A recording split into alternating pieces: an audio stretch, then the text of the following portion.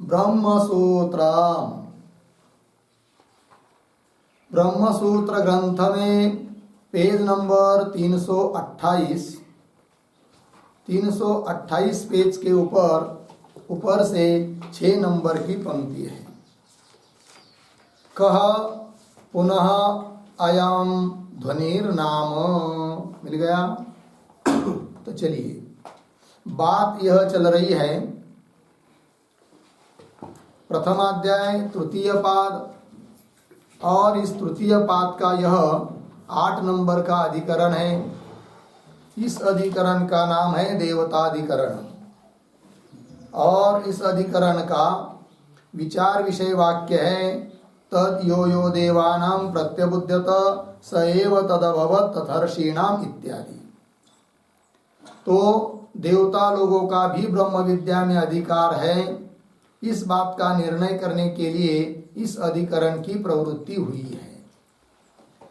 देवता लोगों का भी ब्रह्म विद्या में अधिकार है, क्योंकि देवता लोगों में भी शास्त्र के लिए कारण जो सामर्थ्याधिक चाहिए वो देवता लोगों में भी है, क्योंकि देवता लोग भी विग्रहवान हैं। और देवता लोगों को विग्रहवान मानने पर भी कर्म में कोई विरोध नहीं आता है, और शब्द के प्रामाण्य में, वेद के प्रामाण्य में कोई विरोध नहीं आता है, इस बात को भी बताया। वेद के प्रामाण्य में विरोध इसलिए नहीं आता है कि उन शब्दों से ही देवतादिक जगत की उत्पत्ति हुई है। तो जिन शब्दों से देवतादिकों की उत्पत्ति हुई है, उन शब्दों का अर्थात शब्द का स्वरूप क्या है, इस बात का विचार करने के लिए आरंभ हुआ था। तब उसमें वैयाकरण लोगों ने कहा कि शब्द का स्वरूप है स्फोट, किंतु उस स्फोटवादियों का खंडन करके सिद्धांतियों ने सिद्ध किया कि स्फोटात्मक शब्द नहीं है, अपितु वर्णात्मक ही शब्द है, और वे सब वर्णात्मक शब्द नित्य है और एक ही है। जैसे ग, क, प कोई भी वर्ण हो, कितनी भी बार और कितनी भी लोग उच्चारण करें, तो वर्ण तो वो एक ही है, अनेक वर्ण नहीं है।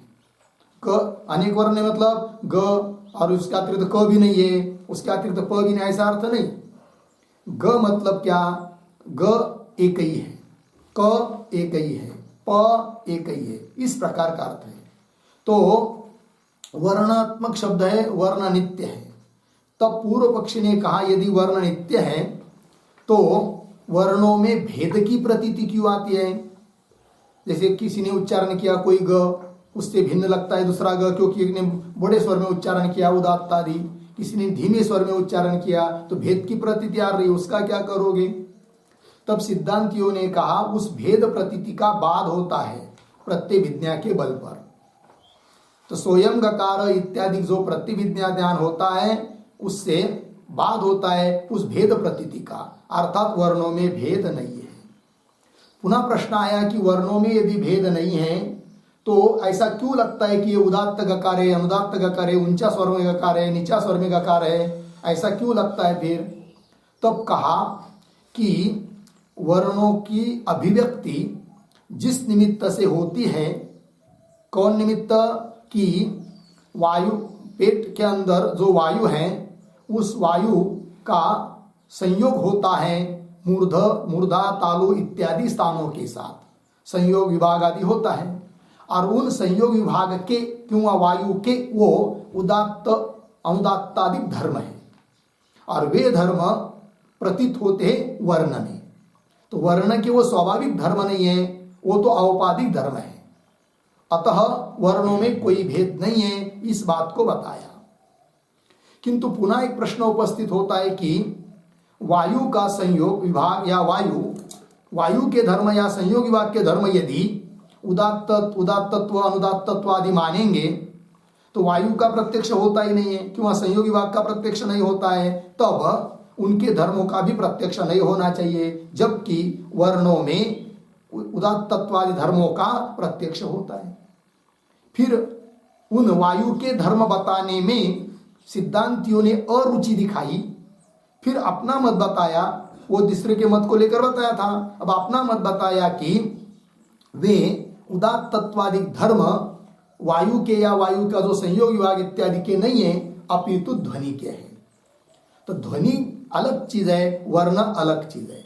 उदात्त तत्वादि धर्म ध्वनि के है, किंतु ध्वनि का अभेदाध्यास हो जाता है वर्णों के साथ, अतः वर्णों के वो धर्म है उदात्त तत्वादि ऐसा लगता है, किंतु वो धर्म वर्ण के नहीं है, ध्वनि के है। तब प्रश्न उपस्थित हुआ, यदि ध्वनि के हैं तो कौन है वो ध्वनि, ध्वनि का स्वरूप क्या है? तब अब बता रहे, कह पुनः अयम ध्वनिर्नाम, प्रश्न कर रहे कि ध्वनि का स्वरूप क्या है। संगति लग गई? तो आइए फिर, कह पुनः अयम ध्वनिर्नाम, अयम ध्वनि ही पुनः कह, अयम ध्वनि ही नाम पुनः कह, ये ध्वनि नाम की चीज कौन है? तब बता रहे आगे, यो दूरात आकर्णयतः वर्ण विवेकम अप्रतिपद्यमानस्य कर्णपथम अवतरति। ठीक है, थोड़ा अन्वय। दूरात आकर्णयतः वर्ण विवेकम अप्रतिपद्यमानस्य कर्णपथम, फिर शुरू में आइए, यह अवतरति। हो गया, देखिए अर्थ। तो समझ लीजिए कोई बोल रहा है और सुनने वाला पास में नहीं है, दूर है उससे।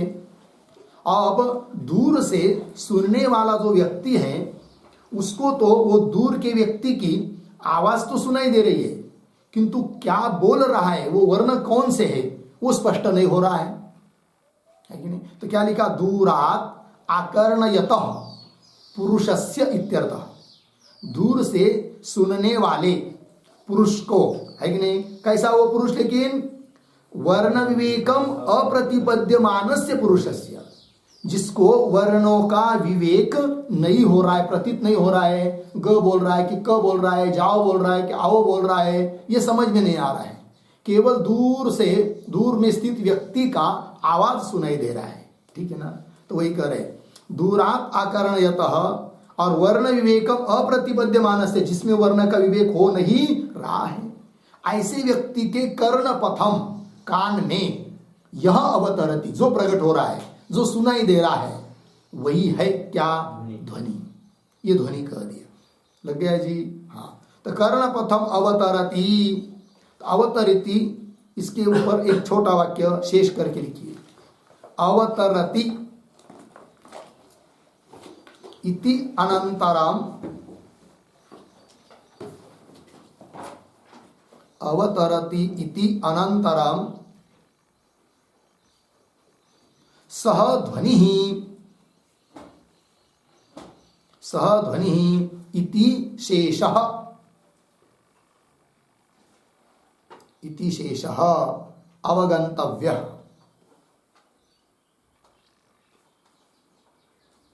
पूर्ण विराम। आगे, वर्णातिरिक्तः शब्दः, वर्णातिरिक्तः शब्दः ध्वनि इत्यर्थः। ठीक है, देखो भाई, तो मूल वाक्य में जो अवतरति आया है उसके बाद शेष समझना है। वो शेष समझेंगे तो वाक्य का अर्थ पूरा हो जाता है। तो शेष क्या? तो सहध्वनि, तो यह कर्णपथम, यह अवतरति, कर्णपथ में जो प्रवेश कर रहा है या जो प्रकट हो रहा है, अभिव्यक्त हो रहा है, सह ध्वनि, वही है ध्वनि। तात्पर्य क्या? तो वर्णातिरिक्त, वर्ण से अतिरिक्त जो शब्द, वही है क्या? ध्वनि। ये बात कह दी। आगे चलिए, उसी को और कह रहे, प्रत्यासिदतश्च, प्रत्यासिदतः च पटु मृदत्वादि भेदम वर्णेषु आसंजयति। ये वाक्य हुआ, इसका भी थोड़ा अन्वय। च, पीछे प्रत्यासीदतः,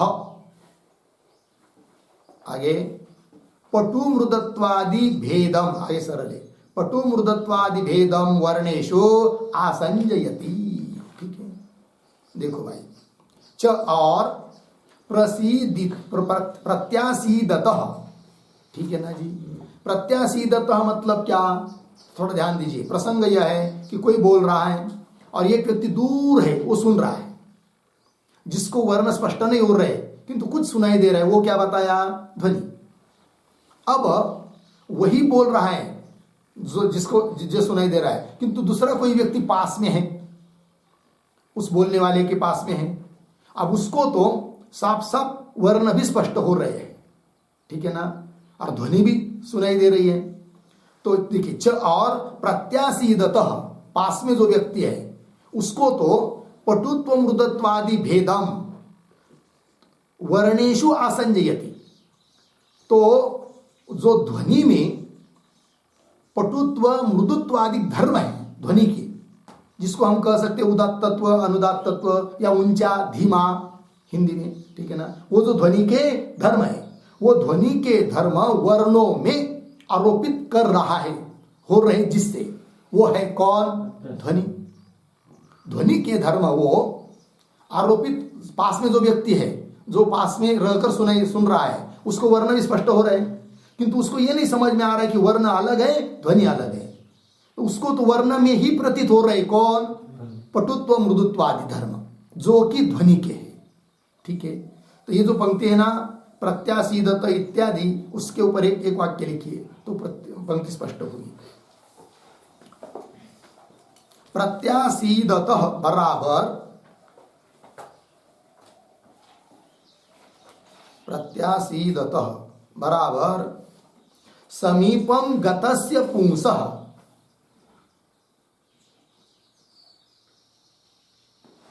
समीपम गतस्य पुंसः कर्णगोचरः, कर्णगोचरः ध्वनिः, ध्वनिः अर्धविराम स्वगतान्, स्वगतान् तारत्व मंदत्वादि धर्मान्, तारत्व मंदत्वादि धर्मान् वर्णेषु, वर्णेषु आसंजयति, आसंजयति बराबर आरोपयति,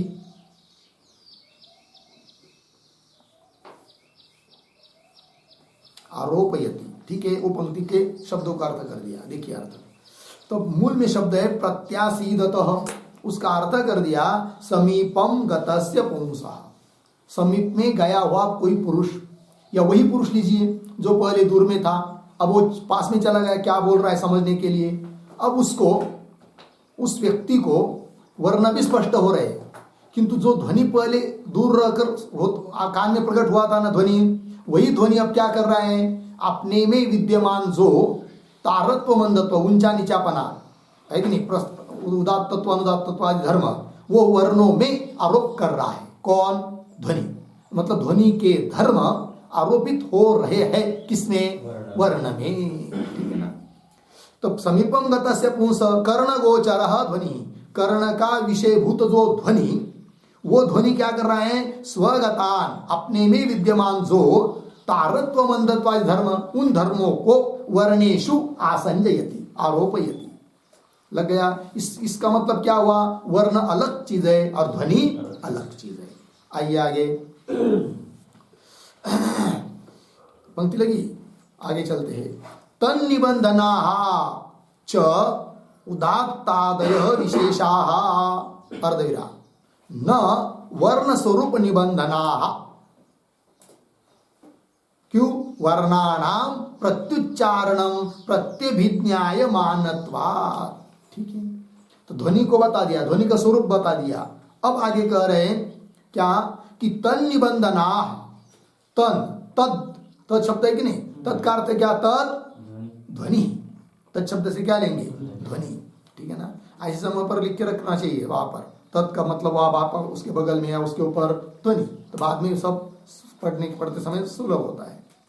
तद निबंधना, निबंधन मतलब निमित्त, उस ध्वनि के निमित्त से च उदात्तादयः विशेषाः, है कि नहीं, उदात्तादिक विशेष धर्म है, गकार में वर्णों में जो प्रतीत हो रहे हैं, किंतु वो गकार आदि वर्णों में प्रतीत होने वाले जो उदात्तत्वादि धर्म है वो किस निमित्त से है? ध्वनि के निमित्त से, ध्वनि के धर्म है, न कि वर्ण के। तन निबंधना च उदात्तादय विशेषा, न वर्ण स्वरूप निबंधना, वर्ण के स्वरूप के ही वो धर्म है ऐसी बात नहीं। ये बात न वर्ण स्वरूप निबंधना, निबंधन का अर्थ तो निमित्त, वर्ण के स्वरूप निमित्त से ही वो धर्म नहीं है, अपितु ध्वनि के निमित्त से है। न वर्ण स्वरूप निबंधना, क्यों भाई? तो कह रहे वर्णानाम प्रत्युच्चारणम प्रत्यभिज्ञाय मानत्वात्। कैसा पढ़ेंगे अन्वय? प्रत्युच्चारणम वर्णानाम प्रत्यभिज्ञाय मानत्वात्, प्रत्येक उच्चारणों में वर्णों की प्रतिभिज्ञा हो रही है, अतः वे धर्म तारत्व मंदत्वादि धर्म वर्णों के नहीं है। यदि वर्णों के मानेंगे तो हर एक उच्चारण तो बदल रहा है, कोई उच्चारण उदात्त कर रहा है, कोई अनुदात्त कर रहा है, कोई स्वरित कर रहा है, मतलब कोई ऊंचा स्वर से कोई नीचा स्वर से बोल रहा है कि नहीं? किंतु गकार तो सब में अनुगत है। यदि गकारादि वर्णों के ही वो धर्म रहेंगे तो वो उससे अलग नहीं होने चाहिए। कभी ग कभी ग कभी ग ऐसा अलग अलग कर दिया तो फिर यदि वर्णों के धर्म रहेंगे तो क्यों ऐसा बदल होगा? नहीं होगा। इसका मतलब वो धर्म किसके हैं? ध्वनि के हैं। प्रत्युच्चारणम वर्णाणाम प्रत्यभिज्ञाय मानत्वात्। ठीक है, इस पर एक वाक्य लिखते टिप्पणी छोटी सी। प्रत्युच्चारणम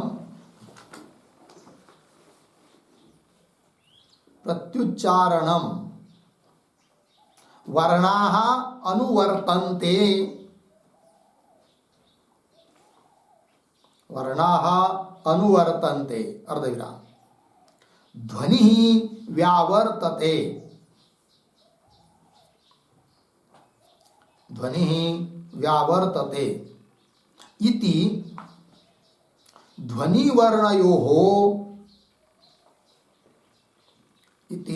ध्वनिवर्णयोः भेदः अस्ति, भेदः अस्ति पूर्णविराम। अन्यथा अवाचिकेषु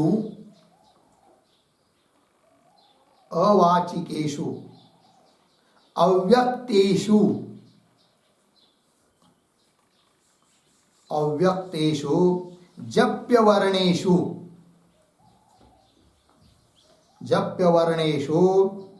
ध्वनि बुद्धि ही स्यात्,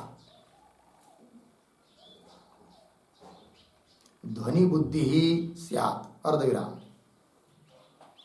आगे दुंदुभ्यादि ध्वनौ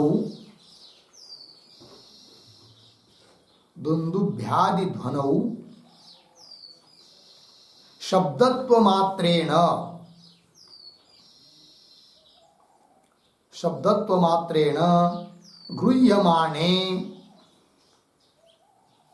गृह्यमाणे अयम् अव्यक्तः वर्णः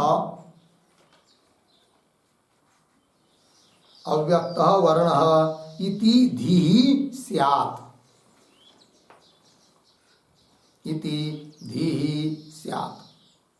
पूर्णविराम। किंतु न भवति तथा,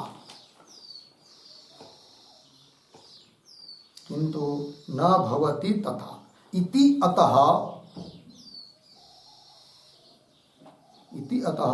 ध्वनिवर्णयोः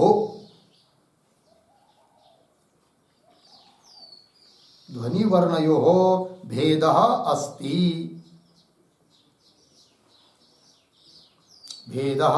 अस्ति, इत्यर्थः। ठीक अर्थ देखिए भाई।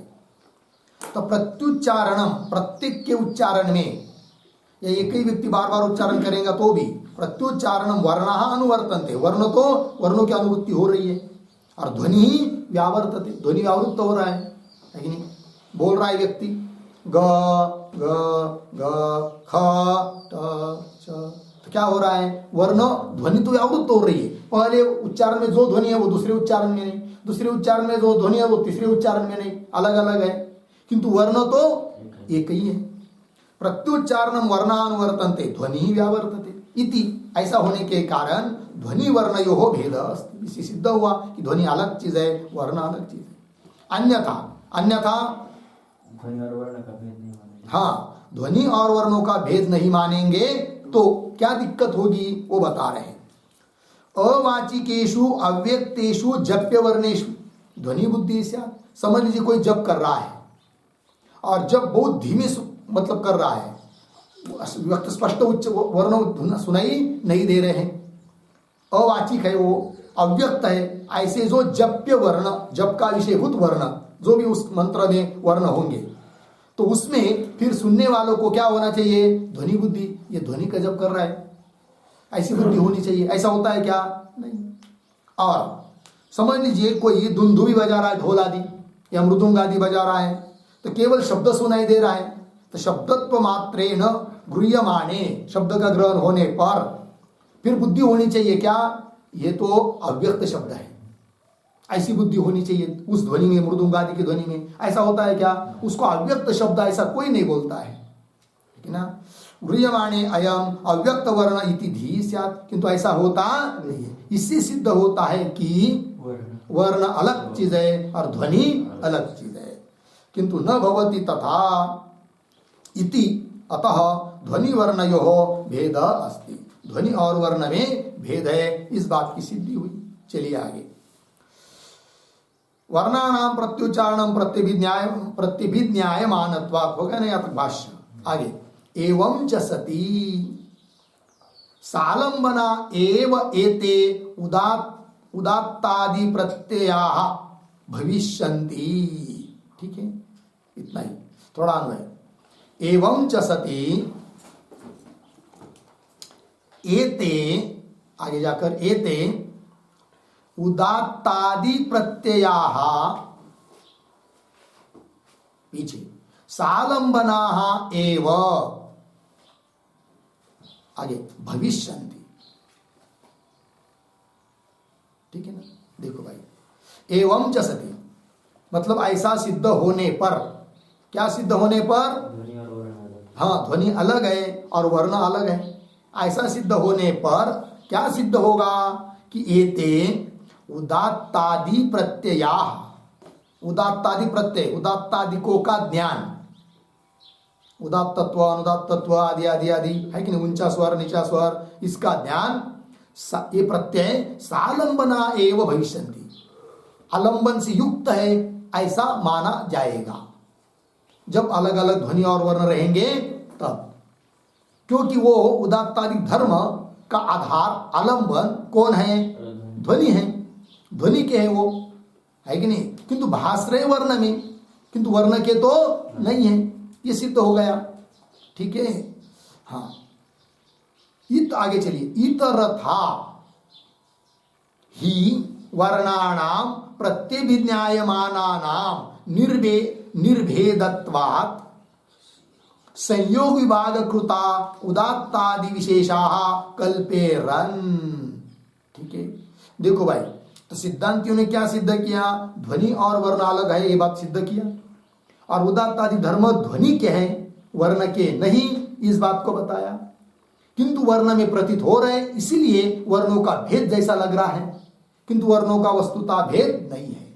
ये सब कहने से सिद्ध हुआ कि उदात्तादि धर्म ध्वनि के है, सालंबन है, उसका कोई न कोई आलंबन, आलंबन मतलब आश्रय, उन उदात्तादि धर्मों का कोई तो आश्रय है, इस बात की सिद्धि हो गई। और इस प्रकार नहीं मानेंगे, ध्वनि के धर्म नहीं मानेंगे, तब किसके मानना पड़ेंगे, तब कह रहे हैं वे सब धर्म फिर मानना पड़ेंगे किसके, संयोग विभाग आदि के, वायु का संयोग विभाग आदि के, क्योंकि कोई न कोई उसको तो आलंबन आश्रय चाहिए उदात्तादि धर्मों को, फिर संयोग विभाग के मानना पड़ेंगे, और उसके मानेंगे तो दिक्कत ये आएगी कि उदात्तादि धर्मों का फिर प्रत्यक्ष नहीं हो पाएगा, जबकि प्रत्यक्ष होता है। ठीक है, वही कर रहे, इतरथा, इतरथा मतलब क्या, इतरथा शब्द का शब्द से अर्थ होता है अन्यथा, किंतु मतलब क्या है यहाँ पर, तो लिखिए इतरथा का अर्थ। इतरथा बराबर यहाँ पर ध्वनि उपाधिक भेद प्रत्यय अस्वीकारे, ध्वनि उपाधिक, ध्वन्युपाधिक भेद प्रत्यय अस्वीकारे। ठीक है, चलो भाई, ध्वनि रूप उपाधि के कारण भेद प्रत्यय वर्णों में भेद की प्रतीति हो रही है, ऐसा यदि स्वीकार नहीं करेंगे तो क्या होगा फिर, तब कर रहे आगे इतरथा ही, थोड़ा सा अन्वय करते, कल पेरन तक वाक्य पढ़ा ना, एक वाक्य इतरथा से लेकर तो अन्वय, इतरथा ही प्रत्यभिज्ञायमानानाम, पीछे वर्णानाम, आगे निर्भेदत्वात्, आगे उदात्तादि विशेषाः, पीछे संयोग विभाग कृताः कल्पेरन्।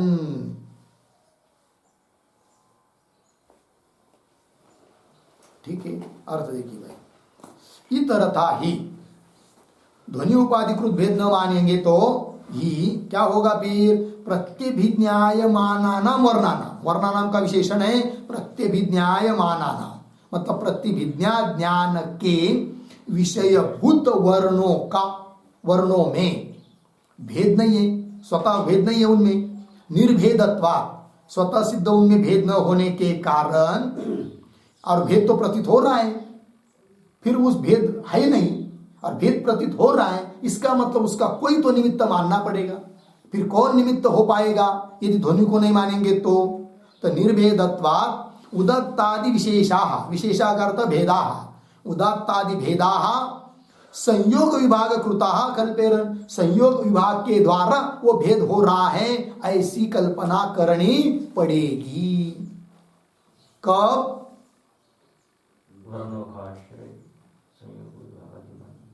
कब, यदि वर्णों का भेद ध्वनि रूप उपाधि से नहीं मानेंगे तब, इतर था।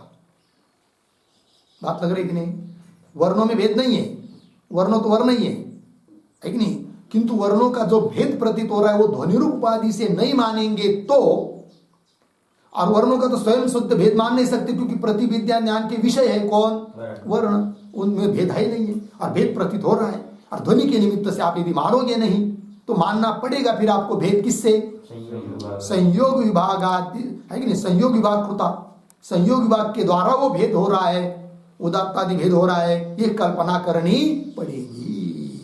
तो बोलेंगे कर लो कल्पना, क्या दिक्कत है आपको, संयोग विभाग के द्वारा भेद प्रतीत हो रहा है वर्णों का, ऐसा मानने में आपको क्या दिक्कत है। ऐसा यदि कोई बोलता है तो क्या आपत्ति, आगे के वाक्य में दे रहे हैं, ये वाक्य लग गया ना पूरा, ये वाक्य हो गया, उदात्तादि विशेषा संयोग विभाग कृता कल्पेरन्, कल्पना करनी पड़ेगी।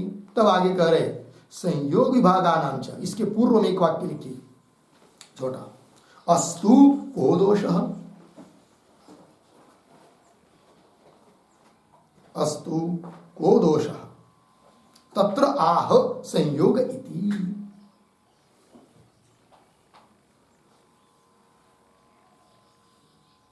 ठीक है, देखिए भाई अर्थ, अस्तु को दोष मतलब संयोग विभाग के द्वारा यदि उदात्तादि विशेष, उदात्तादि भेद सिद्ध हो रहा है तो होने दो ना, क्या आपको दिक्कत है। ऐसा कोई बोलता है अस्तु तरी, तो उसके लिए उत्तर दे रहे आगे की पंक्ति से। तो पंक्ति को देखिए, संयोग विभागानां च अप्रत्यक्षत्वात्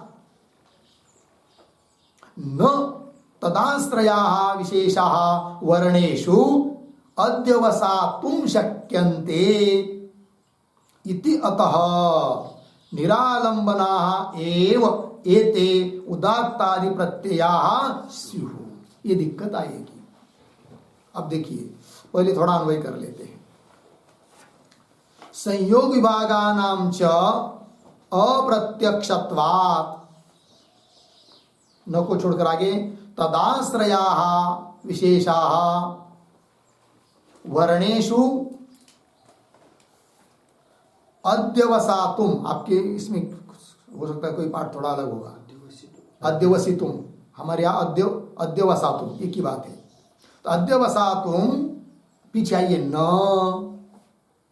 शक्यन्ते, आगे सरल है।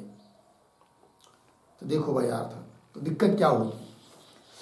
तो संयोग विभागानाम च अप्रत्यक्षत्वात्, ध्यान दीजिए, समझ लीजिए थोड़ी देर के लिए, मान लेंगे क्या कि हाँ उदात्तादि धर्म संयोग विभाग के, अर्थात उदात्तादि धर्मों का आश्रय आलंबन संयोग विभाग है और उसके निमित्त से वर्णों में भेद प्रतीति हो रही है।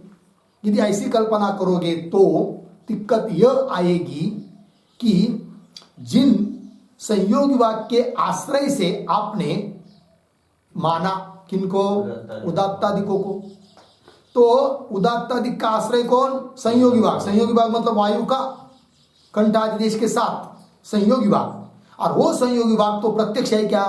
नहीं है। तो धर्मी जो संयोग विभाग आदि उनका ही प्रत्यक्ष नहीं है, तो उनके धर्म जो उदात्तादिक उनका भी प्रत्यक्ष नहीं होगा, जबकि प्रत्यक्ष होता है। अतः उदात्तादिक धर्म संयोग विभाग के आश्रय से रहते हैं, ये कहना ठीक नहीं है। फिर किसके आश्रय से? आश्रय तो मानना पड़ता है, वर्णों का आश्रय, वर्ण तो उनका आश्रय हो नहीं सकता, फिर कौन आश्रय है? ध्वनि। बात समझ में आ रही है? पंक्ति देखिए, संयोग विभागानाम च अप्रत्यक्षत्वात्, प्रत्यक्ष न होने से, तदाश्रयाः, तदाश्रयाः संयोग विभाग आश्रया, संयोग विभाग के आश्रय से रहने वाले कौन? विशेषाः, विशेषाः उदात्तादि विशेषाः, उदात्तादि भेदाः धर्माः वर्णेषु, वर्णों में अध्यवसातुम, आरोपयितुम, अध्यवसातुम का अर्थ होगा आरोपयितुम न शक्यन्ते, उन उदात्तादि धर्मों का आरोप वर्णों में कर ही नहीं पाएंगे, है कि नहीं? क्यों? कि उनका प्रत्यक्ष नहीं है, अप्रत्यक्षत्वात्, संयोग विभाग का प्रत्यक्ष नहीं है, तो उसके धर्म का आरोप आप वर्णों में कैसा कर पाएंगे? नहीं कर पाएंगे। अध्यवसातुम न शक्यन्ते इति, अतः तब क्या होगा? निरालंबना एव एते उदात्तादि प्रत्ययः, क्योंकि उदात्तादि प्रत्ययों का आश्रय संयोग विभाग को मान नहीं पाएंगे, क्योंकि उसका आरोप नहीं कर सकते वर्णों में, फिर दूसरा कोई आश्रय है ही नहीं यदि ध्वनि को नहीं मानेंगे तो। अतः उन विशेषों का आश्रय कौन है? ध्वनि ही है, वही कह रहे। नहीं तो निरालंबन, आलंबन रहित, आश्रय रहित मानना पड़ेगा किनको? उदात्तादि विशेषों को। ध्यान दीजिए भाई, थोड़ा सा समझ में आ रही है कि नहीं बात? उदात्तादि धर्म, उनका आश्रय सिद्धांत के अनुसार है ध्वनि, और कोई कहेगा ध्वनि को मत मानो, उदात्तादि धर्मों का आश्रय ध्वनि, ऐसा मत मानो। फिर बोलेंगे ध्वनि को नहीं मानेंगे तो किसको मानेंगे? तो बोलेंगे कुछ को बात नहीं, संयोग विभाग को मान लो। तब सिद्धांती करे, अरे भाई, उन उदात्तादि धर्मों का आश्रय यदि संयोग विभाग है ऐसा मानोगे तो संयोग विभाग का प्रत्यक्ष न होने के कारण उनके धर्म जो उदात्तादिक, उनका आरोप वर्णों में कर नहीं पाएंगे। अतः उदात्तादिक धर्म संयोग विभाग के मान नहीं सकते। ध्वनि को हम मान रहे थे, उसको आप मान नहीं रहे हो, संयोग विभाग के तुम मान रहे हो, वो संभव नहीं है। इसका मतलब उदात्तादिक धर्मों का कोई भी आश्रय नहीं मिलेगा। तब उदात्तादि धर्म क्या हो जाएंगे? निरालंबन, निराश्रय, बेवारस हो जाएंगे, और ऐसा तो हो नहीं सकता। अतः दो ही है अपने पास, एक तो संयोग विभाग का मान सकते हैं आश्रय, संयोग विभाग को आश्रय मान सकते हैं उन उदात्तादि धर्मों का आश्रय, नहीं तो ध्वनि को। उन दोनों में से एक को मान नहीं सकते, संयोग विभाग को। अतः सिद्ध हुआ कौन? ध्वनि ही उनका आश्रय है। अर्थात उदात्तादि धर्म ध्वनि के हैं, और वो प्रतीत हो रहे किसमें? वर्ण में। अतः उन उदात्तादिक भेद के निमित्त से वर्णों में भेद सिद्ध नहीं हो सकता। अर्थात वर्णों में भेद है नहीं, वर्ण स्वतः सिद्ध अखंड एक रस एक ही है, उनमें भेद प्रतीत हो रहा है, वो औपाधिक है। ये बात सिद्ध हुई, बात लग गई। चलिए इत्यत निरालंबना एव एते उदात्तादि प्रत्यया स्युः। और ऐसा तो ठीक नहीं है, ठीक है। तो ये इस वाक्य में जो शब्द आया एक संयोग विभागानाम च अप्रत्यक्षत्वात् आया है कि नहीं, उस पर एक टिप्पणी लिखते छोटी सी। अप्रत्यक्षत्वात् बराबर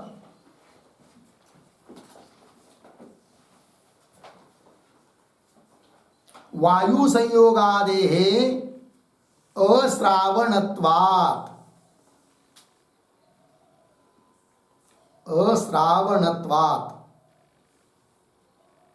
बराबर श्रवण गोचरा भावात्, श्रवण गोचरा भावात् पूर्ण विराम। अतः श्रावण ध्वनि एव, श्रावण ध्वनि एव कौंस में लिखिए वर्णेषु कौंस बंद। आगे उदात्तत्वादि आरोपोपादि,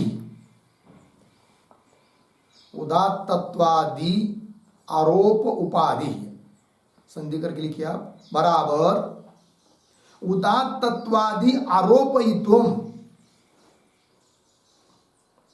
उदात्तत्वादि आरोपयितुम कारणम भवति, कारणम भवति इत्यर्थः पूर्ण विराम। अर्थात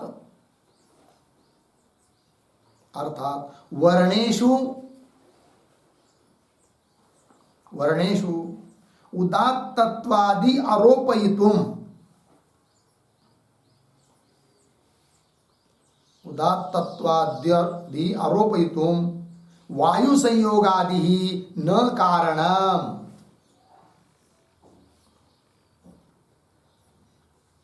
वायु संयोगादि न कारणम अर्धविराम तस्य श्रवण अविषयत्वात्, तस्य श्रवणाविषयत्वात् इत्यर्थः हो गया। अर्थ देखिए, मूल में पद आया है संयोग विभागानाम च अप्रत्यक्षत्वात्, उसका अर्थ कर दिया वायु संयोगादेः अश्रावणत्वात्, सुनाई नहीं देता है वो, लेकिन वायु संयोगादि अर्थात श्रवण का गोचर, श्रवण का विषय नहीं है वो वायु संयोग, वायु का संयोग विभाग आदि।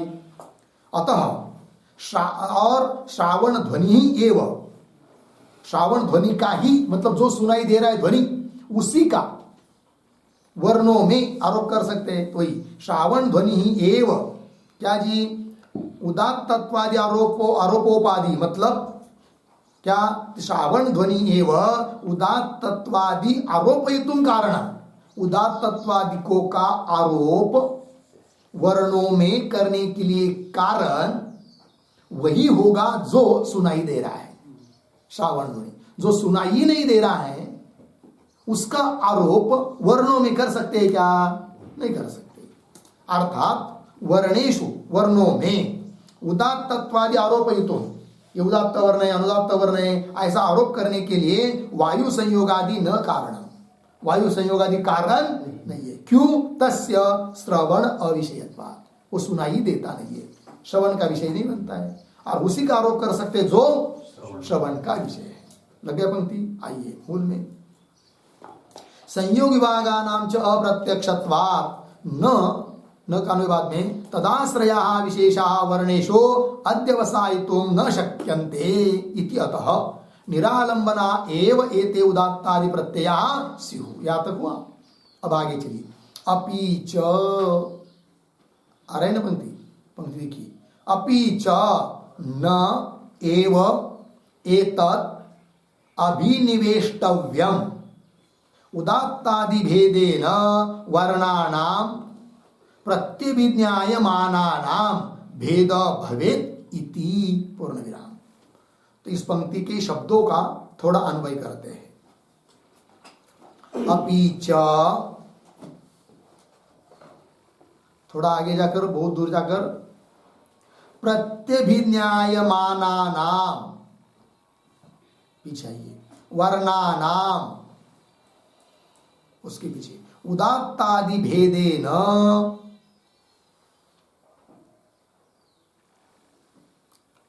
आगे भेदः भवेत्,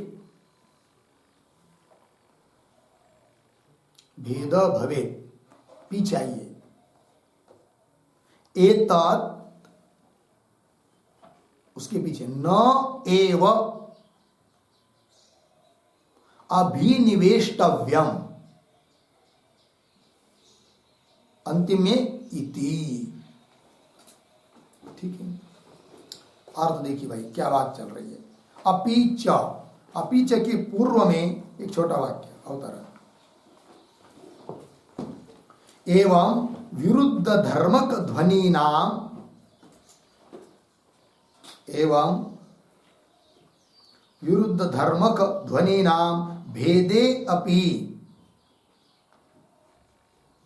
भेदे अपि तेषु अनुगताः वर्णाः, तेषु अनुगताः वर्णाः न भिद्यन्ते, न भिद्यन्ते इति उक्तम्। अर्धविराम। तदेव दृष्टान्तेन, तदेव दृष्टान्तेन दृढयति अपि च इति, तदेव दृष्टान्तेन दृढयति अपि च इति। देखिए भाई अर्थ,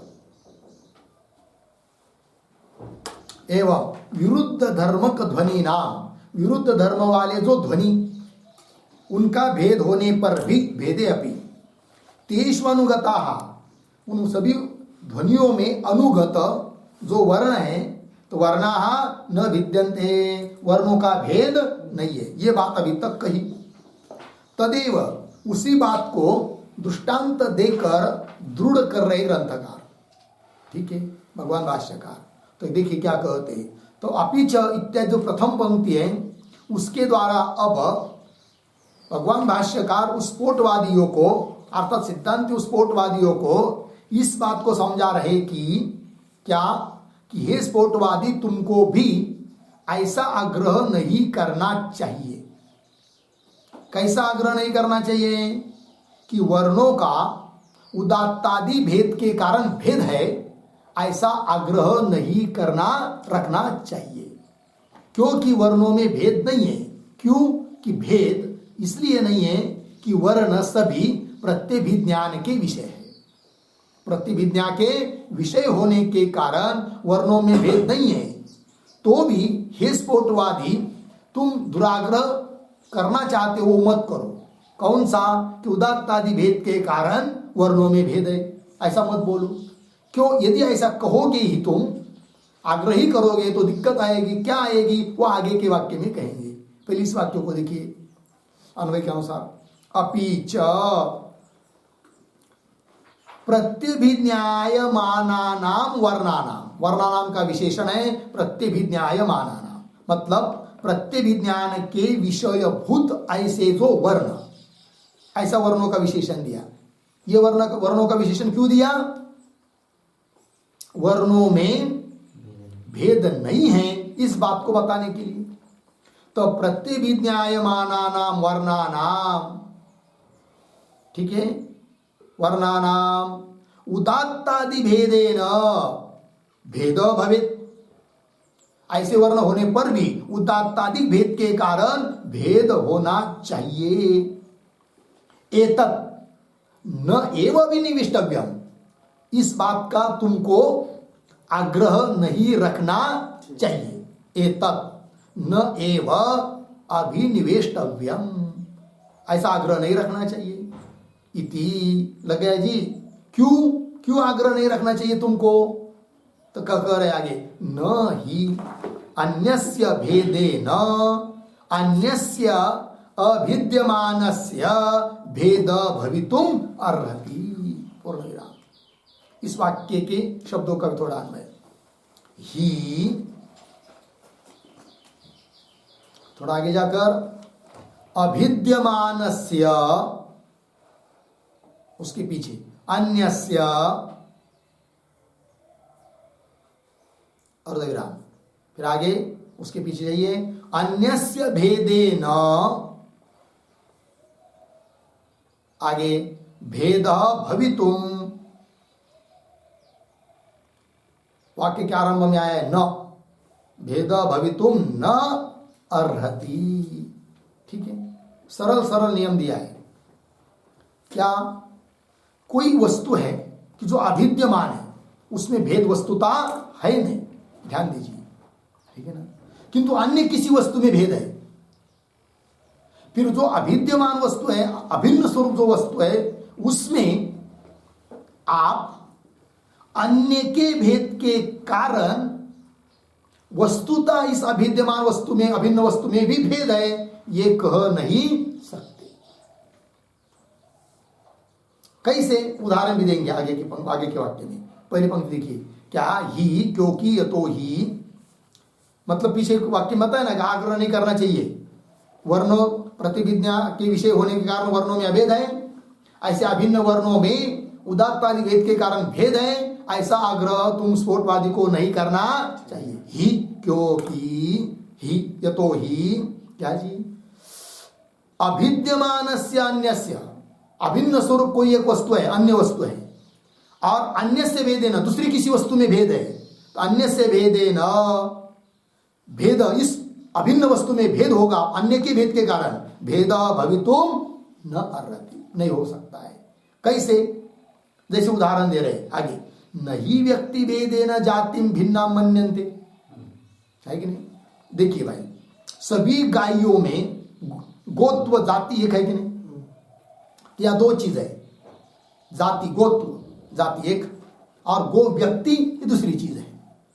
अब सभी गायों में गोत्व जाति एक है क्या? नहीं है, एक है। तो अभिद्यमान वस्तु कौन हो गई? जाति, गोत्व जाति। अब कोई कहेगा कि अरे भाई गाय तो भिन्न भिन्न है ना, तो भेद है किसमें? गायों में, अन्य चीज में, किंतु उसमें भेद होने के कारण गोत्व में भेद हो, ऐसा कोई कहता है क्या? नहीं। तो अभिन्न स्वरूप जो वस्तु है गोत्व, उसमें अन्य वस्तु जो गाय वगैरह उनके भेद के कारण उस एक वस्तु जो गोत्व, उसमें भेद होता नहीं है। लग गया ये दृष्टांत। उस प्रकार वर्ण तो एक है और भेद किसमें है? ध्वनिगत धर्मों में। उदात्त तत्वादि भेद होने के कारण इस वर्ण में भेद हो सकता है क्या? नहीं हो सकता है। इसलिए प्रतिविज्ञान के विषय भूत भी वर्ण, उस वर्णों में भी उदात्तादिक के कारण भेद हो जाए, ऐसा आग्रह स्फोटवादी को नहीं रखना चाहिए। क्योंकि नियम बताया क्या कि अभिन्न कोई वस्तु में अन्य के भेद के कारण भेद होता नहीं है। यदि अभिन्न किसी वस्तु में अन्य के भेद के कारण भेद हो जाए तो बोलते जी आप लोग, तो गोत्व जाति में भी गायी रूप व्यक्ति के भेद के कारण भेद हो जाना चाहिए, गोत्व जाति में भी। किंतु होता है क्या कि फिर जैसे अभिन्न वस्तु, स्वरूपता अभिन्न वस्तु गोत्व जाति में, अन्य वस्तु जो गो व्यक्ति उनके भेद के कारण भेद सिद्ध नहीं होता गोत्व जाति में, उसी प्रकार स्वरूपतः अभिन्न ऐसे जो वर्ण उनमें भी उदात्तादि जो अन्य के भेद के, अन्य में भेद है, ध्वनि आदि में भेद है, उसके कारण, उदात्तादि भेद के कारण इन अभिन्न स्वरूप वर्णों में भेद सिद्ध नहीं हो सकता। अतः उदात्तादि भेद के कारण वर्णों में भेद होना चाहिए, ऐसा जो पीछे बोला था स्फोटवादी, वैसा आग्रह उसको नहीं रखना चाहिए। बात समझ में आ रही है? चलिए पंक्ति देखिए, न ही अभिद्यमानस्य, पंक्ति मिली क्या? अन्वय के अनुसार अभिद्यमानस्य अन्यस्य वस्तुनः, अन्यस्य भेदेन, अन्य किसी वस्तु के भेद के द्वारा भेद भवितुम न अर्हति, भेद नहीं हो सकता है। कैसे? उदाहरण, नहीं व्यक्ति भेदेन जातिम भिन्नाम मन्यन्ते, है कि नहीं? व्यक्ति भेदेन जातिम भिन्नाम न मन्यन्ते। व्यक्ति के भेद के कारण जाति को भेद भिन्न भिन्न कोई मानता नहीं है। ठीक है, तो कुल मिलाकर क्या सिद्ध हुआ भाई? वर्णों में भेद नहीं है, वर्ण एक ही है और वर्णात्मक ही शब्द है, और वर्णात्मक शब्द नित्य है क्योंकि प्रतिविज्ञान के विषय है कि नहीं? जो पहले गकार बोला वही यह गकार है, तो जो पीछे बोला वो नष्ट नहीं हुआ, वही यह है। तो कल बोला था गकार, तो वो नष्ट होगा क्या? नहीं, वही आज है। जो 10 साल गकार उच्चारण हुआ था, 10 लाख वर्ष गकार उच्चारण हुआ था, गकार पकार काकार जो भी वर्ण हो, वही आज हो रहा है, वही कल होगा, वही 1 लाख वर्ष 10 लाख वर्ष के बाद भी होगा। अर्थात वर्ण नित्य है और वर्णात्मक शब्द नित्य है। ऐसे वर्णात्मक नित्य शब्दों से क्या देवादि जगत सृष्टि उत्पन्न होती है, न कि स्फोटात्मक शब्द से। लग गया? स्फोटवादियों का खंडन हुआ और वर्णात्मक शब्द है, इस बात की सिद्धि हो गई है। लग गया जी? चलिए आगे। नई व्यक्ति भेदेन जातिम भिन्ना मन्यन्ते। आगे चलिए। वर्णेभ्यश्च अर्थ प्रतीतेः संभवात् स्फोट कल्पना अनार्थिका। ठीक है, तो ये जो पंक्ति है वर्णेभ्य इत्यादि, उसके पूर्व में एक छोटा वाक्य लिखते हैं। प्रत्यभिज्ञा बलेन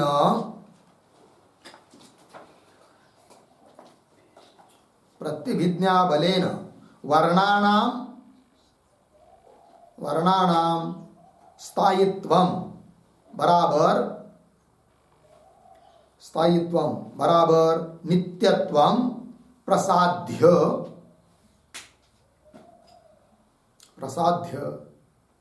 तेषाम एव वाचकत्वं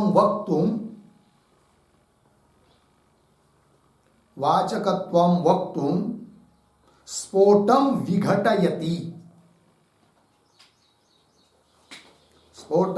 विघटयति बराबर निराकरोति।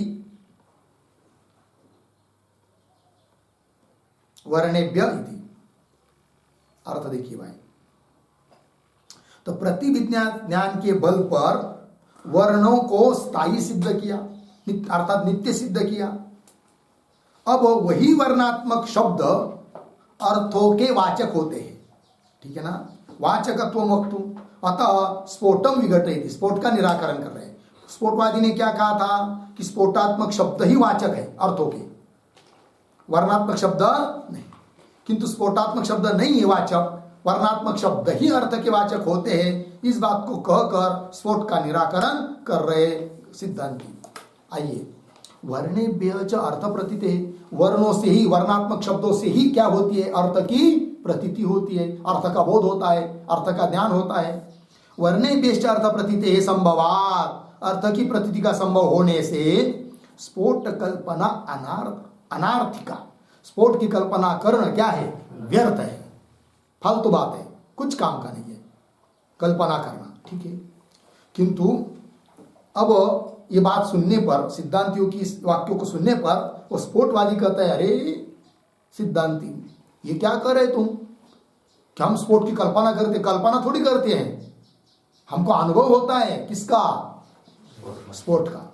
कल्पना करना अलग चीज है, अनुभव होना अलग चीज है। कल्पना करना मतलब क्या? वस्तु नहीं रहने पर भी कल्पना करना। स्फोटवादी कहता हम कल्पना नहीं कर रहे हैं, ये मत सोचो कि कल्पना नहीं करनी चाहिए, कल्पना थोड़ी कर रहे हैं हमको तो स्फोट का अनुभव होता है। वही कर रहा है, देखिए, न कल्पयामी अहम स्फोटम, इस पर लिखिए पूर्व पक्ष किंवा स्फोटवादी बोल रहा है। पूर्व पक्ष लिखिए, चाहे स्फोटवादी किंवा पूर्व पक्ष कौंस में लिखिए स्फोटवादी। देखिए क्या कहता है वो, न कल्पयामि अहम स्फोटम प्रत्यक्षम एव तू एनम अवगच्छामि। मिल गया? इतने शब्दों का थोड़ा अन्वय करिए। अहम स्फोटम, पीछे आइए, न कल्पयामि, आगे तू एनम तो एनम भी चाहिए। प्रत्यक्षम एव अवगच्छामि, हो गया ना। देखो भाई अर्थ, वो स्फोटवादी बोल रहा है सिद्धांतियों को कि अहम स्फोटम न कल्पयामि, मैं स्फोट की कल्पना नहीं कर रहा हूं। कल्पना का मतलब होता है नहीं, और कल्पना कर रहा है ऐसे थोड़ी कर रहा हूं, मैं कल्पना नहीं कर रहा हूं। फिर तू परंतु एनाम प्रत्यक्षम एव अवगच्छामि, एनाम स्फोटम, एनम के ऊपर लिखे रखिए स्फोटम, प्रत्यक्षम एव अवगच्छामि, जानामि, अनुभवामि। इस स्फोट को मैं प्रत्यक्ष अनुभव कर रहा हूं, ये बोल रहा है स्फोटवादी। कैसे, वो स्पष्ट कर रहा है आगे के वाक्य में। एकैक वर्ण ग्रहणाहित संस्कारायाम बुद्धौ झटिति प्रत्यवभासनात् इति चेत। यहां तक पूर्व पक्षी हुआ। स्फोट का अनुभव कैसा होता है उसको वो बता रहा है। एकैक वर्ण ग्रहणाहित संस्कार, जैसे उच्चारण कर दिया देवदत्त, तो एक एक वर्ण से संस्कार पढ़ता गया पढ़ता गया पढ़ता गया। कहा मैं, कहा बुद्धि में, पीछे बताया था ना कि चित्त में, मन में लीजिए, बुद्धि में लीजिए, जो वर्ण सुनाई दिया उसका संस्कार पढ़ता गया पढ़ता गया पढ़ता गया। फिर अंतिम वर्ण जब सुनाई दिया तो अंतिम वर्ण का सुनाई देने के बाद वो सभी संस्कार बुद्धि में पड़े हैं ना, उससे झटिति एक क्या होता है, एक नया शब्द उत्पन्न होता है जिसको हम कहते हैं क्या, स्फोट। ऐसी स्फोट का हमको अनुभव हो रहा है। पूरा शब्द सुनाई दिया, झट पीछे दिमाग में आता है शब्द, एक पद है करके, एक गोपद है करके, यही शब्द है, वही स्फोट है और वही वाचक है शब्द अर्थों का। ऐसा स्फोटवादी बोला था, वही कर रहा है वो। एक वर्ण ग्रहणाहित संस्कारायाम बुद्धौ, ये बुद्धि का विशेषण है संस्कारायाम तक। तो एक वर्ण ग्रहण मतलब अनुभव, आहित मतलब जन्य, तो एक पर्याय शब्द लिखिए पूरे शब्द के लिए। एक वर्ण ग्रहणाहित संस्कारायाम, इसका अर्थ लिखिए प्रत्येक वर्ण अनुभवेन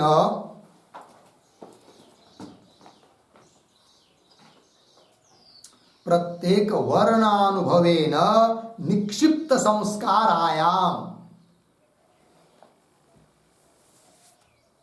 निक्षिप्त संस्कारायाम, ठीक लिखिए अर्थ।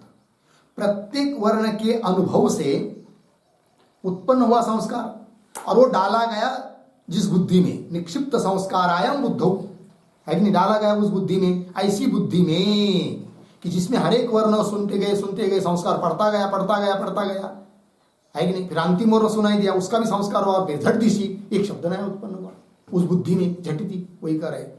एक वर्ण ग्रहणाहित संस्कारायाम बुद्धौ झटिति, झटिति शब्द का अर्थ लिखिए शीघ्रम, तुरंत, तत्काल, है कि नहीं। झटिति प्रत्यवभासना, उसकी प्रतीति होती है, अनुभव होता है स्फोटात्मक शब्द का। प्रत्यवभासनात् इति चेत, ऐसा यदि स्फोटवादी बोलता है तो खंडन कर रहे उसका, न तो न अस्यापि इत्यादि आया है कि नहीं, उसके ऊपर लिखिए सिद्धांती या सिद्धांत। तो देखो भाई, इति चेत आगे करें, न क्यों, अस्याः अपि बुद्धेः वर्ण विषयत्वात् एकैक वर्ण ग्रहणोत्तर काला ही इयम एका बुद्धि गौः इति समस्त वर्ण विषया न अर्थांतर विषया। ठीक है, देखो भाई थोड़ा सा, तो एक एक वाक्य। न मतलब ये पूर्व पक्षी का कहना, स्फोटवादी का कहना ठीक नहीं है। क्यों, अस्यापि बुद्धे वर्ण विषयत्वात्, जिसको तुम स्फोट कह रहे हो ना, उस का भी विषय वर्ण ही है, अर्थात वर्णात्मक ही वो शब्द है, कोई स्फोटात्मक शब्द नहीं है। वही कह रहे अस्यापि बुद्धे, अस्यापि बुद्धे मतलब कौन बुद्धि भाई, उस पर लिखिए एक शब्द, एकम, एक वाक्य लिखिए उस पर, एकम पदम इति, एकम पदम इति बुद्धौ बुद्धौ वर्णाः एव स्फुरन्ति, वर्णाः एव स्फुरन्ति अर्धविराम, न अतिरिक्त स्फोटः, न अतिरिक्त स्फोटः इति अतः सा बुद्धि न स्फोटे प्रमाणं भवति, न स्फोटे प्रमाणं भवति पूर्णविराम। यस्मिन् ज्ञाने यह अर्थः भासते, यह अर्थ भासते तज्ज्ञानम् तत्र प्रमाणं भवति, तज्ज्ञानं तत्र प्रमाणं भवति इति नियमात्। ठीक है, देखिए भाई, तो अस्यापि बुद्धि मूल में आया है। तो यह बुद्धि मतलब कौन, कि वो जो स्फोटवादी कहता है कि नहीं सभी वर्ण सुनने के बाद, जैसे एक, जैसे गौहू, ये एक शब्द है कि नहीं स्फोटात्मक शब्द है, ऐसा उनका कहना है। एक पद ये बुद्धि उत्पन्न होती है, उसको स्फोट कहता है वो। अब सिद्धांती कह रहे हैं स्फोटवादी को कि एकम पदम इति बुद्धौ, एक पद है ये जिसको तुम स्फोट कर रहे हो, वो बुद्धि कौन है, एकम पदम, ये एक पद है करके, है कि नहीं। और वर्ण अनेक होने से वर्णों में, सभी वर्णों में एक पद बुद्धि होगी नहीं, अतः स्फोट अतिरिक्त ऐसा तुमने माना। किंतु एक पद, ये जो बुद्धि उत्पन्न हो रही है सभी वर्ण सुनने के बाद, उस बुद्धि का विषय भी वर्ण ही है, सिद्धांती कह रहे हैं। पंक्ति देखिए, एकम पदमिति बुद्धौ, इस बुद्धि में भी वर्णा एव स्फुरन्ति, वर्ण ही प्रतीत होते हैं, अर्थात वर्णों को ही वह बुद्धि विषय कर रही है। न अतिरिक्त स्फोटः, अतिरिक्त किसी स्फोटात्मक शब्दों को वह बुद्धि विषय करती नहीं है। न अतिरिक्त स्फोट इति अतः, ऐसा होने के कारण सा बुद्धि न स्फोटे प्रमाणम भवति, वह बुद्धि मतलब कौन सी, एकम पदम इत्यादि बुद्धि जो है वह स्फोट में प्रमाण नहीं है, वर्ण में ही प्रमाण है। क्यों, बता रहे नियम। यस्मिन् ज्ञाने यह अर्थ भासते, जिस ज्ञान में जो अर्थ भाषित हो रहा है वह ज्ञान उसी अर्थ के लिए, उसी अर्थ में प्रमाण होता है। जैसे अयम घट, इस ज्ञान में कौन अर्थ भाषित हो रहा है, घट अर्थ भाषित हो रहा है, अतः वह ज्ञान घट अर्थ में प्रमाण है। पट अर्थ में प्रमाण होगा क्या, नहीं होगा। जिस ज्ञान में जो अर्थ भाषित हो रहा है वह ज्ञान उसी अर्थ में प्रमाण है कि नहीं। जिस ज्ञान में घट भाषित हो रहा है वो घट में वो ज्ञान प्रमाण, पट अर्थ भाषित हो रहा है तो पट में वो अर्थ प्रमाण। उस प्रकार एकम पदम, यह जो बुद्धि उत्पन्न हो रही जिसको स्फोटवादी स्फोट कहता है, किंतु सिद्धांती कहते हम लोग वह बुद्धि स्फोट को विषय नहीं कर रही है, पता भी नहीं किसी को स्फोट क्या चीज है करके। फिर एकम पदम ये बुद्धि किसको विषय कर रही है, तो वर्णों को ही विषय कर रही है, वर्णों को लेकर एकम पदम में बुद्धि उत्पन्न हो रही है। अतः उस बुद्धि का विषय कौन है, प्रमाण है। क्योंकि उस एकम पदम, इस बुद्धि में, इस ज्ञान में कौन भाषित हो रहा है, वर्ण। अतः वह ज्ञान किसमें प्रमाण रहेगा, वर्ण में ही प्रमाण रहेगा। बात लग रही कि नहीं, है कि नहीं।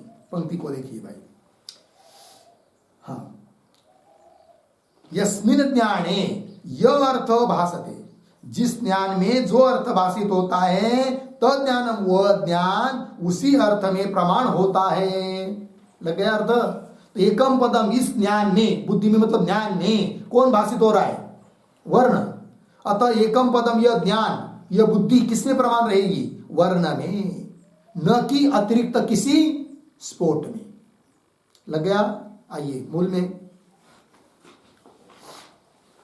अस्यापि बुद्धेः वर्ण विषयत्वात्, वर्ण को ही विषय कर रहे वो बुद्धि।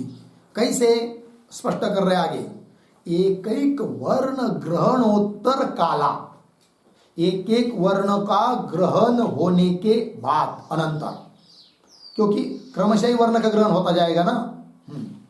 एक एक वर्ण का ग्रहण अनुभव उसके उत्तर काल में क्या जी, तो थोड़ा अन्वय करते आगे। ग्रहणोत्तर काला, इसके बाद पढ़ेंगे गौहु इति, 2-3 शब्द छोड़ आया है। गौहु इति, उसके पीछे आइए, ही इयम एका बुद्धि, ही इयम एका बुद्धि। आगे समस्त वर्ण विषया, अर्धविराम, न अर्थांतर विषया। ठीक है, ध्यान दीजिए। अब एक एक वर्ण ग्रहणोत्तर काला, एक एक वर्ण का ग्रहण होने के बाद अनंतर जो बुद्धि उत्पन्न हो रही है उस बुद्धि का आकार है गौहु इति। गौहु एक पद है। देवदत्त सुना, देवदत्त शब्दों को सुना तो देवदत्त एक पद है। यज्ञदत्त पद को सुना, यज्ञदत्त एक पद है। ये बुद्धि हो रही कि नहीं? उस पर गौ पद को सुना तो गकार, औकार, विसर्ग, ये सब वर्ण क्रमशः सुना, फिर उसके बाद एक बुद्धि उत्पन्न हुई, कौन सी? गौहु इति एकम पदम। इस प्रकार तो उत्तर काला गौहु इति ही इयम एका बुद्धि, एक ज्ञान, एक बुद्धि। वो किसको विषय कर रही है? समस्त वर्ण विषया। तो गौहु यह बुद्धि सभी वर्णों को विषय करेगी। सभी वर्ण मतलब गकार, औकार, विसर्ग को विषय करेगी, न कि स्फोट को। जैसे देवदत्त शब्द सुना, क्रमशः वर्ण सुने, उसके बाद एक बुद्धि ज्ञान उत्पन्न हुआ, बुद्धि उत्पन्न हुई, क्या? देवदत्त इति एकम पदम, ये ज्ञान। अब देवदत्त, इस ज्ञान का विषय कौन होगा? वर्ण। कौन से? दकार, एकार है कि नहीं, वकार, आकार इत्यादि वर्ण ही विषय है। और स्फोटवादी क्या मानता है? देवदत्त इति एकम पदम, ये जो एक पद रूप बुद्धि उत्पन्न हुई ना, ये देवदत्त वही क्या है? स्फोट है। वो स्फोट नहीं है, अपितु वो बुद्धि किसको विषय कर रही है? वर्ण को विषय कर रही है, ये कह रहे हैं। ठीक है ना? उत्तर काला गौ इति ही इयम एका बुद्धि समस्त वर्ण विषया न अर्थांतर विषया। अन्य अर्थों को, स्फोट आदि को विषय नहीं करती है। फिर वो स्फोटवादी पूछेगा, कथम ये ये तुमको कैसा समझ में आ रहा है कि गौ ये बुद्धि उत्पन्न हुई, वर्णों को विषय कर रही है, स्फोट को नहीं। देवदत्त सुनने के बाद जो देवदत्त ये कम पदम, देवदत्त नाम का एक पद मैंने सुना, यह पद भी वर्णों को विषय कर रहा है, स्फोट को नहीं, ये तुमको कैसे समझ में आ रहा है? ऐसा स्फोटवादी पूछ रहा है। किनको? सिद्धांतियों को। तब सिद्धांति सिद्ध करेंगे, क्या सिद्ध करेंगे अब? कि गौहु इति एकम पदम, इस एक पद का विषय वर्ण ही है, स्फोट नहीं है। इस बात को सिद्ध करेंगे, किंतु उसका विचार हम लोग बाद में करते हैं। ठीक है?